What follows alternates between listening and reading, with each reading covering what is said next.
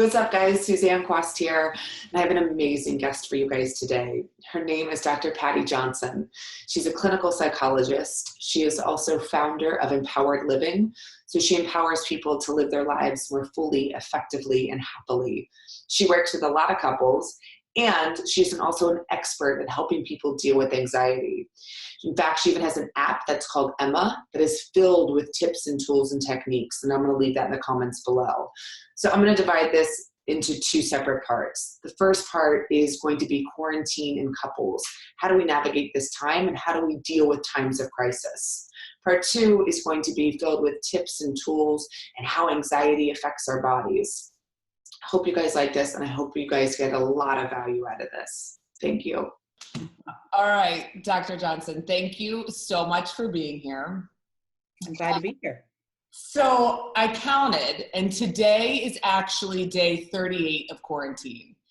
And they're saying tentatively they might open Los Angeles back up May 15th, which is in 3 weeks, which I don't even know what that looks like, right? Like, I can't even imagine going to a restaurant right now anyways. But no matter where people are in the world and what rules they have to abide by, I think that there is this new normal that people are trying to adjust to. And this level of uncertainty, I have friends, for instance, that have lost their jobs or have had to take pay cuts or have had to even fire massive amounts of people at the offices they work for. I even have girlfriends that have had to cancel their weddings. Now, sure, one could argue a wedding in the grand scheme of things isn't, that big of a deal comparatively to people losing their lives, which is absolutely true. But I think when you compound all of this together, it's a lot. So because pain is pain, suffering is suffering. It's not like we evaluate who's suffering or what situation is more valid to have anxiety or suffering. If you had to cancel a wedding that you've been planning for a year, that's very painful. And it's a lot of loss. It's grief. Everything you planned and was looking forward to, you don't know when it's going to happen again. For sure. So, you're an expert in anxiety, and I'm curious, what would your advice be right now to people who are feeling anxious? Well, I think the most important thing to start with is to understand anxiety a little bit. And the first thing I want to say is that anxiety is natural. It's natural to have anxiety because it helps us plan. It helps us problem solve. It helps us anticipate problems and fix them in advance. So it's a very natural thing to have. So anxiety is not a bad thing. What's difficult is when anxiety becomes overwhelming. Mm-hmm. Because as it becomes overwhelming, it tends to dysregulate the brain. It tends to cause us to be confused, upset, worry, awfulize, do catastrophic thinking, all of these things. So too much anxiety isn't good for the brain, but some anxiety helps us function and plan and look forward. So the first thing I'd say, if you're experiencing anxiety, it's natural. It's okay. However, you don't want to be experiencing too much of it. Yeah. So let's say, for instance, because I go into what you were talking about when you say catastrophic thinking, I have been known to do that a few times. So I'm curious, let's say, for instance, you start to go down the rabbit hole. What are some tips that you have for people to prevent that? In order to activate some really good anxiety management tips, I feel like we always will do more of those use those tools and techniques if we understand anxiety a little bit more and why it helps to use these techniques and tools. So if it's okay with you, I'll spend a little bit of time talking about that. I'd love to, yeah. So, most of anxiety is caused by uncertainty. Because when we're uncertain of things, our mind wants to come back to the known, not the unknown, because we can't control the unknown. What of this, the COVID virus, can we control? We can't really control what's happening right now in the future. We don't have a lot of control. And without control, it seems very dangerous. So uncertainty causes anxiety.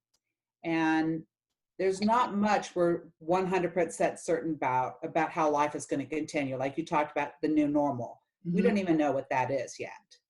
For sure. And the thing that fuels anxiety is our thinking, because we have between 60 and 70 thoughts a day.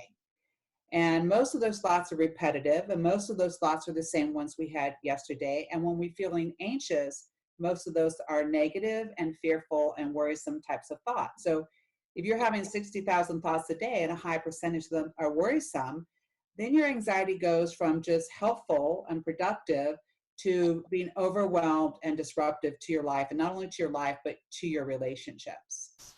So if uncertainty is creating anxiety, it's also creating anticipation of loss. And we have something called anticipatory grief, along with anticipatory anxiety. What are we losing in the future? What's our life going to be like? What's coming next? And there's a lot of fear. We're not seeing our friends. We're not going to work. We're not going to the gym, if you like that. We're not going to our jobs that give us meaning. So we have a lot of anticipatory anxiety about what's next, and then grief about that too, because we already are experiencing losses on a number of different levels of what's norm. So here's something to think about. The more anxiety you feel, the more it's going to activate your sympathetic nervous system. And this is your nervous system that is responsible for arousal. And you actually feel this. Do you feel anxiety when you have it? You can get jittery stomach. You can feel. For sure. I feel it all in my neck. My heart starts to pound. Like I'm constricted. It's like, and my breathing becomes really short. Yes, that's perfect. I'm glad you said that. That's sympathetic nervous system activation. And what's happening is your body, or your brain and your body together, are releasing chemicals into your body. And the most common ones for anxiety is adrenaline. We've heard of adrenaline. Cortisol, we know about cortisol. Norepinephrine, that's another one. And these three are responsible for that arousal you feel.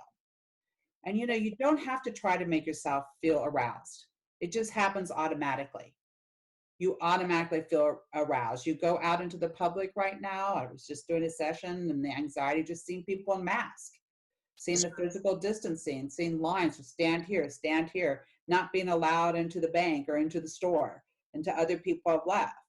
This creates arousal. This feels like a threat. This seems there's something dangerous. We're all wearing masks, and we're not looking at each other, and we're standing apart. So even if we're not trying to feel aroused, we're feeling aroused. Our sympathetic nervous system, we're feeling some anxiety or some irritability or some stress around that. And that's being turned on all the time. Watching the news will turn that on. Yep. So when we get sympathetic nervous system activation, we are increasing those chemicals that create the anxiety. Does that make sense? Yep. So when we talk about tools or techniques, we're actually saying, what is going to turn off the sympathetic nervous system? What's going to slow it down? What's going to change it so we're not so aroused? And by having this really strong sympathetic nervous system that alerts us to danger, it makes us hypervigilant to danger, it helps us survive. But to survive, we also need to be able to stay relaxed and calm, so we're not flooding our body with these chemicals that reduce our immune system's effectiveness. Like if you want to build your immune system, better than supplements is to slow down that arousal system in your body. So we want to turn on something the opposite, which is called the parasympathetic nervous system. You don't have to know these names, just know there's two nervous systems. One arouses us and gets us anxious, the other one calms us down and soothes us. So it's biologically impossible to be calm and anxious at the same time. So if you're anxious, you're not calm. If you're calm, you're not anxious. Mm-hmm. So we can do things to calm ourselves down. We're going to get anxious automatically because that's what our body does to enhance our survival and alert us to danger. But we need to calm that down. A mask doesn't mean that we're in danger. It's actually to protect us. So we need to calm that down. And that's where our tools come into place. Do you feel the difference, like, when you're calmer or when you're feeling more anxious? Can you feel it in your body? Oh, for sure. And I think something else you said too that's important is there is a direct correlation also with our immune system. Yes. And I think that's where people, I'm not a big fan of watching the news 24/7. I do think that we should stay informed. I try to limit my time to like early in the day and late at night, so I know what's happening. But otherwise, I think we're doing inherently what we're trying to prevent, right? We're trying to prevent getting sick, but we're only activating more of that to get sick. Yes. So when we think about these stress hormones, adrenaline, cortisol, like in the stress literature, and this doesn't mean to be alarmist or scary, so I hesitate the way I say it, but we call cortisol like the death hormone. And we call it that only because over like years, not in one day. Over years of cortisol flooding your body, it tends to cause wear and tear on your organs.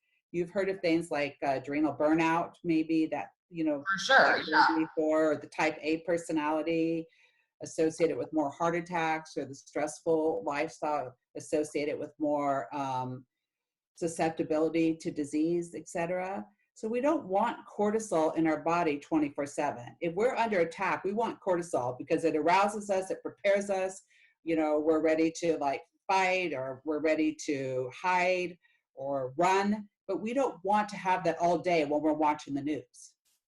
It's So not what do we do? helpful, and just watching the news isn't going to compromise your immune system, but constantly feeling anxious and constantly feeling your body having those chemicals that are arousing you and make you a little more nervous, we don't want that. We want to do something to calm that down.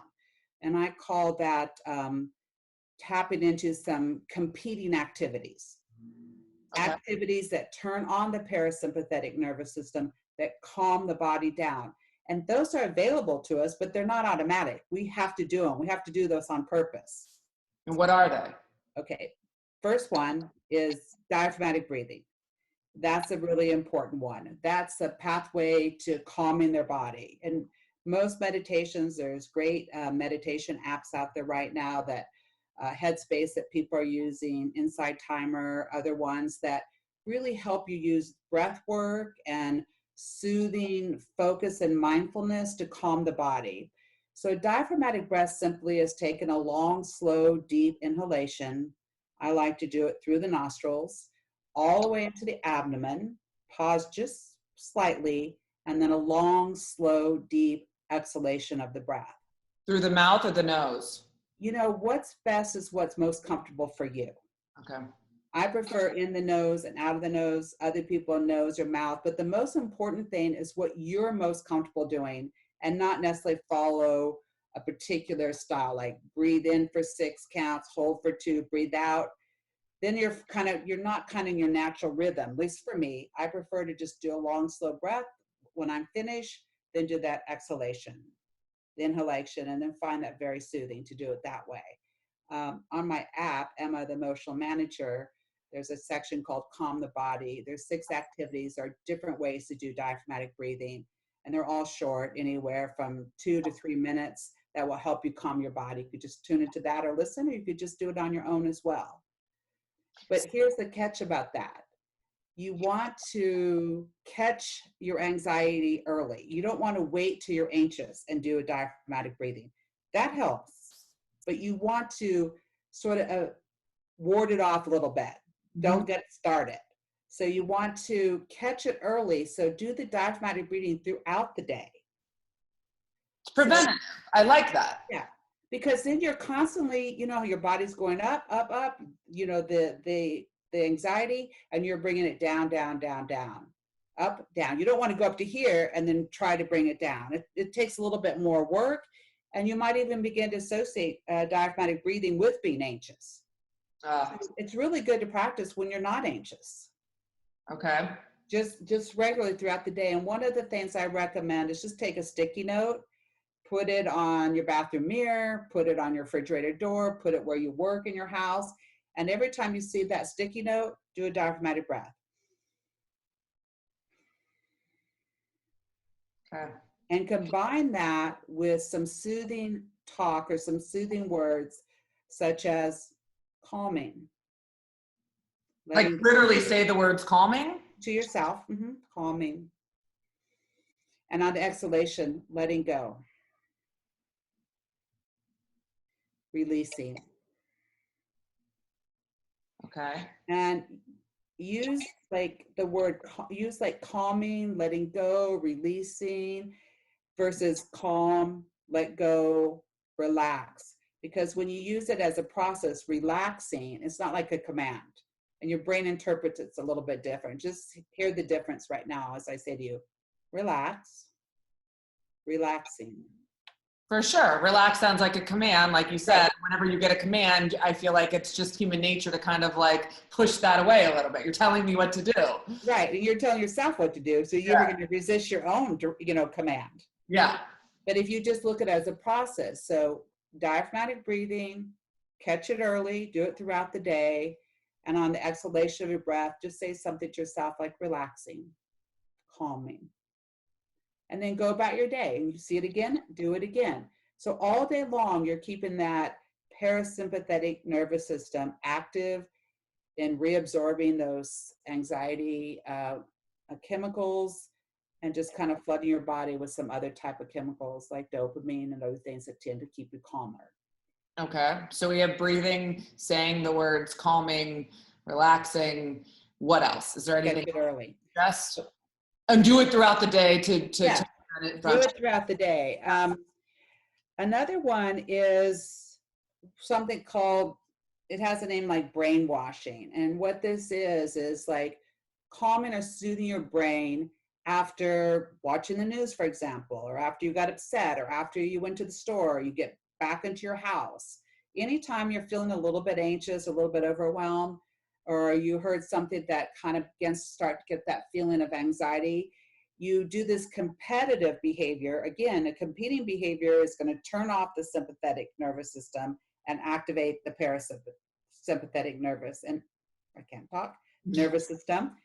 Because remember that it's biologically impossible to be calm and anxious at the same time. So you want to work towards being calm. And something like this, if we can for 30 seconds, I'll just do it with you. Okay. And then if anybody's listening, they can do it along right now. Okay. Okay, so just sit comfortably, relax for a moment. And if you feel comfortable, close your eyes. And with your eyes closed, just bring your awareness to your breath. Without trying to change it or manipulate it anywhere, just bring your awareness to your breath. Just notice the inhalation and the exhalation of the breath. And then relaxing the body a little bit more. And while being aware of your breath, at the same time, bring the word kindness into your mind. Just bring the word kindness into your mind. Notice the feeling the word kindness evokes in your body.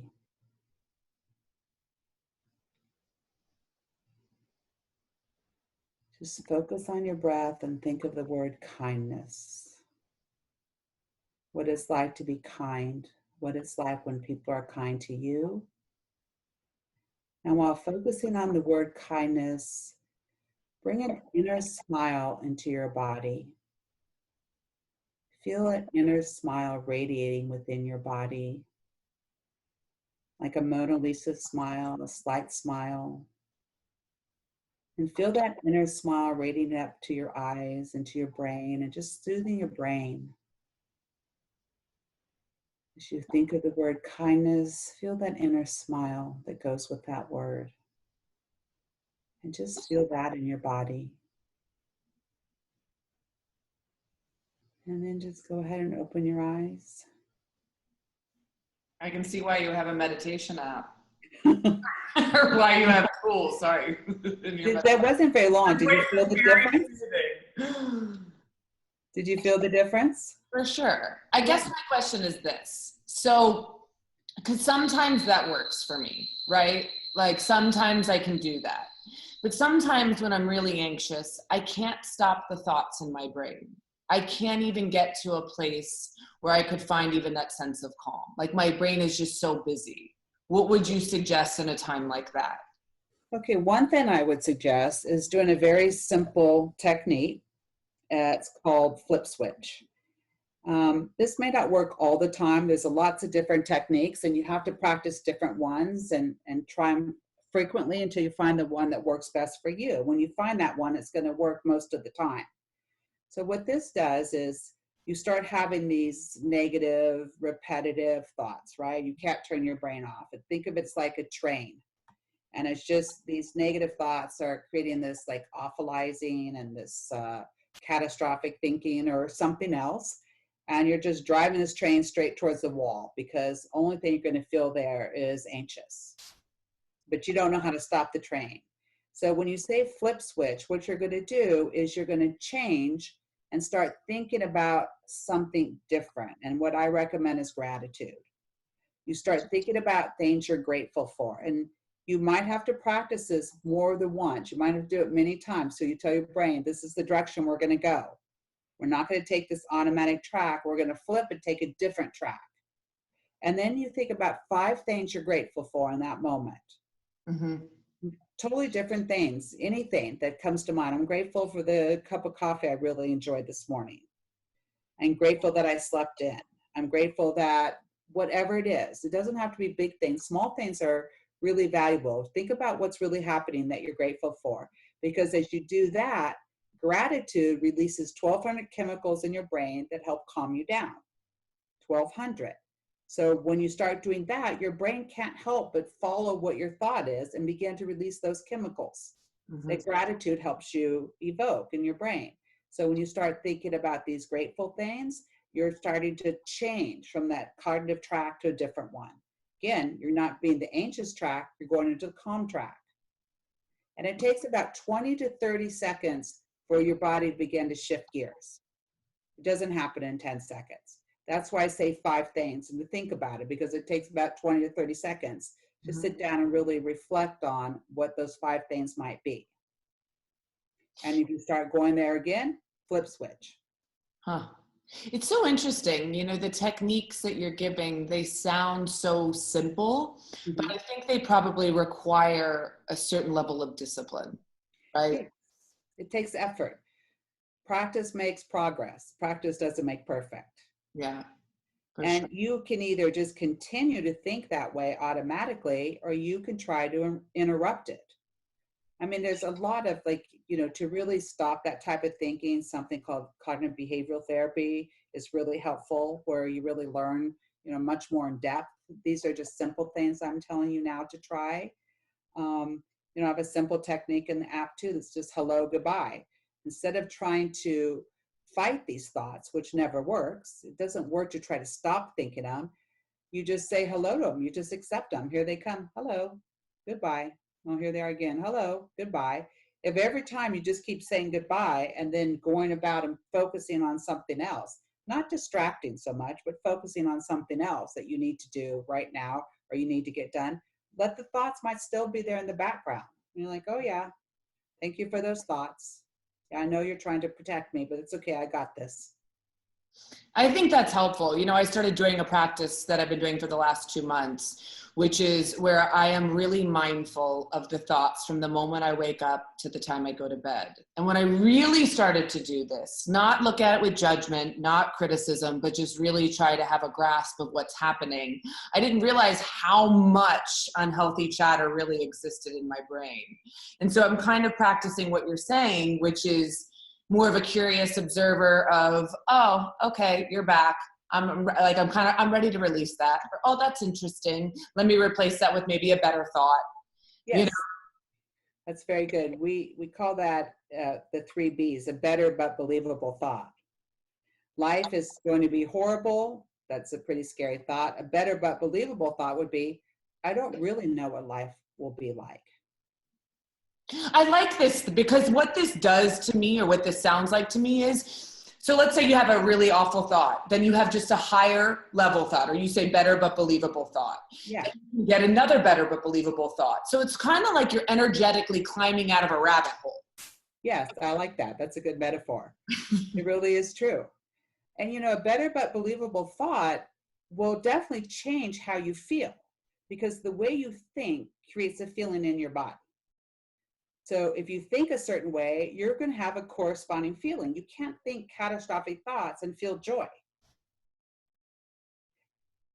I'm just trying to think, maybe unless you're a doomsday prepper and you think, this is my chance, like everything's turning out the way I thought it would.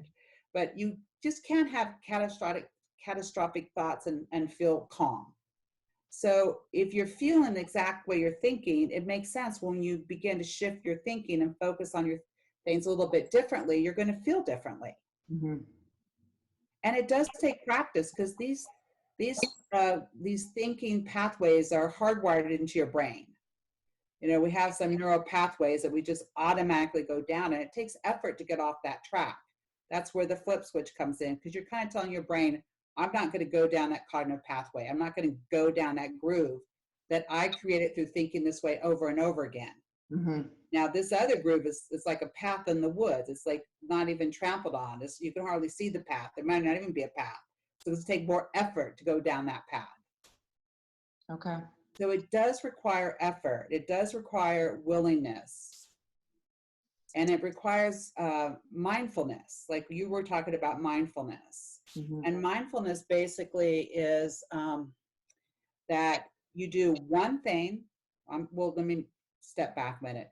A mindful action is doing one thing on purpose for a specific length of time in the present moment. Okay. Right? That's a mindful action. So if that one thing you're doing in the present moment for a specific length of time is just saying hello, goodbye to your negative thoughts, or just simply allow them to be there as background noise. Like, here's the chatter. You're like, oh yeah, thank you for that thought. You've told me that a lot. That's a good one. Haven't heard that. Oh yeah, I've heard that one before. Because you're not your thoughts. Thoughts are just things you think about. That's not who you are. So you as yourself can observe your thoughts and create some separation between you and your thoughts. Okay. Is there anything else you'd like to add to anxiety before we move on? Just the what ifing. Okay. People tend to do a lot of what if. And that's usually followed with some sort of catastrophic, worrisome thought. It doesn't even have to be catastrophic, but it's a worry thought. It's about the future. It's about the unknown. And you're trying to think about the things out there that are scary or dangerous. And maybe try to think, what if this happens? Have you heard people saying to you, what if movie theaters never open again? What if this happens? What if football doesn't restart? So there's all these what if questions, and it's okay to talk about that a little bit, but eventually you want to bring it back to what now. So the antidote to what if is what now. What can I focus on right now? What can I do right now? What mindful action can I take right now? Who could I help right now? What could I accomplish right now? Mm-hmm. I think that's really helpful because it brings you back to the present moment, right? And that's sort of what we're all trying to do, because you can't be in the present and also be in the future. Right. Here you can actually problem solve. And there's only the present moment. One would hope. Yes, there is. Once we get to the future, it's the present moment. Yeah. Right? Yes. Yeah, I think that just kind of helps give some people some ideas about just to summarize, if it's biologically impossible to be anxious and calm at the same time, and your body gets anxious automatically, it's your ability to respond to that with calming techniques and strategies to calm down. It's not just going to happen automatically, especially in a time like this, which is just something none of us have ever experienced before. So we have to put effort and we have to put energy into doing the types of things that activate that parasympathetic nervous system so that we can protect our immune system and really make ourselves more available to other people. Because the calmer we are, the more we're available to our partners and our family and our friends.